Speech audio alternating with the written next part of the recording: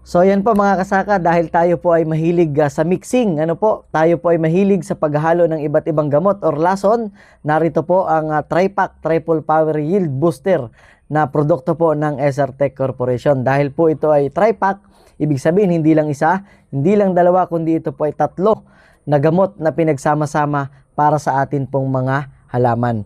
So buksan po natin ito, meron po tayong Dinero Monopotassium Phosphate, foliar fertilizer na merong nutrient content na phosphorus 51% at potassium na 34%.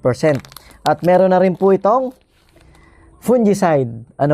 Meron na po tayong protective at preventive fungicide. At maganda po dyan, meron na rin po itong brasinolide or yung plant growth regulator na maganda po ang itinutulong at ginagawa sa atin pong halaman. Simula photosynthesis hanggang sa mamunga po ito. At syempre, meron na rin po itong long sleeve, para po yung pong ating mga nag-i-spray ay protektado.